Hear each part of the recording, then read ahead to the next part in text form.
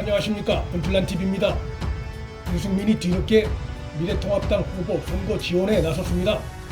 유승민은 27일 미래통합당 내 유승민계로 분류되는 진수희 후보의 서울 중구 성동갑 선거 사무실의 모습을 드러내 서울, 경기, 인천 등 수도권에 제가 도움되는 후보가 있으면 언제든지 도우려고 한다고 밝혔습니다.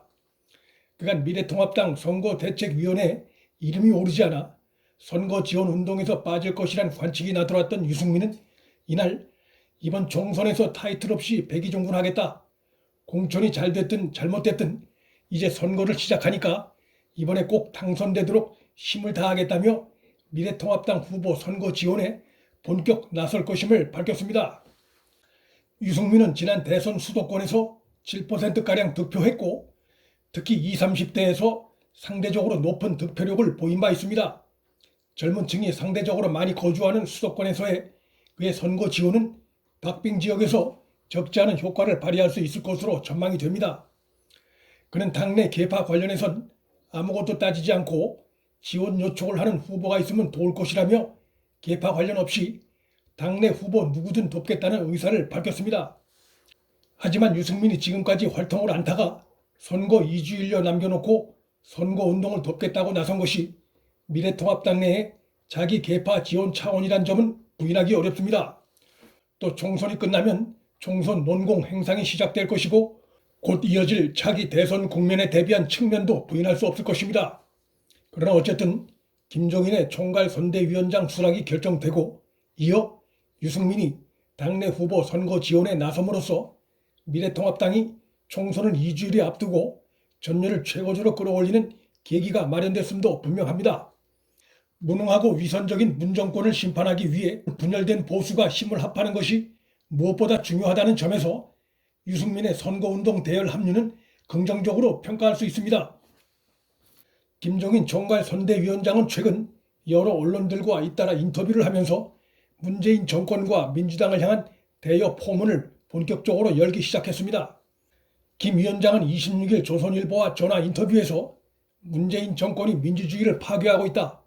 반드시 막아내겠다며 과반은 장담하기 어렵지만 국회 제1당을 만들 수 있다고 나름의 대책이 있음을 시사했습니다. 김 위원장은 이런 상황을 그대로 방치하면 앞으로 나라가 어떤 위기에 처할지 알 수가 없다. 지금도 오랜 세월 고생해서 구축했던 경제사회의 기본 구조가 허물어지고 있다며 미래통합당 총괄선대위원장을 수락한 이유에 대해 밝혔습니다.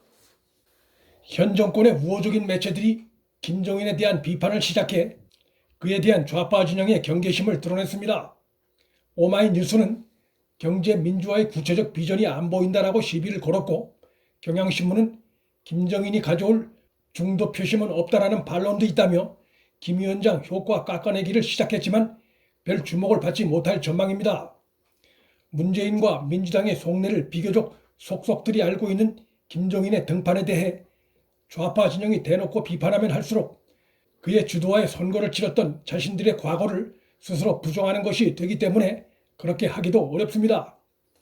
무엇보다 김종인 위원장이 아무 조건 없이 미래통합당 총괄선대위원장을 맡기로 해 좌파 진영이 김 위원장을 향해 노역이니 뭐니 비난할 수조차 없게 된 상황입니다. 김 위원장이 26일 또 다른 한 언론과 인터뷰에서 자유시장 경제를 강조하는 황교안 대표의 민분론만으론 유권자의 표를 받기 어렵다. 지금 한국의 경제 상황은 특단의 위기라고 밝히면서 과거 자신이 강조해온 경제 민주화 정책에 대해서도 이미 지나간 공약이라며 새로운 버전의 경제 정책을 총선 이슈로 제시할 것임을 시사한 것은 그가 왜 경제 석학으로 불리고 왜 선거의 달인이라 평가받는지 짐작케 하는 대목입니다.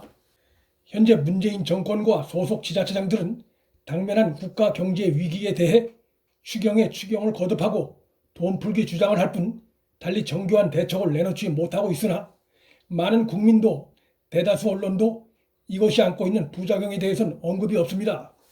김종인 위원장이 황 대표와 함께 구기동 자신의 자택을 찾은 신세동 공동선대위원장과의 첫 만남에서 당내 비상경제 대책기구를 만들라고 주문한 것은 비판하는 야당을 넘어 문 정권의 잘못된 국가위기 대책에 실질적인 대안을 제시하는 야당의 모습을 보이겠다는 의지로 읽힙니다. 김종인 총괄 선대위원장의 최측근인 최명길 전 의원은 한 매체와 통화에서 김종인 전 대표는 총괄 선대위원장으로서 본격적인 업무를 시작하면 코로나19 사태로 충격받은 경제를 빠르게 회복시키기 위해서 어떤 조치를 취해야 하는지에 대해 말할 것이라고 밝혔습니다. 문재인과 민주당의 약점을 잘 알고 있는 김종인 위원장이 본격 총선 국면에 등판하면서 그가 어떤 대여 메시지와 어떤 국가 경제 위기 대책을 내놓을지 귀추가 주목되고 있습니다. 아울러 문정권 심판에 대한 총선 열기도 더욱 뜨거워질 전망입니다. 문틀란TV 여기서 마칩니다. 구독과 좋아요, 방송 공유는 방송 제작에 큰 힘이 됩니다. 시청해 주셔서 감사합니다.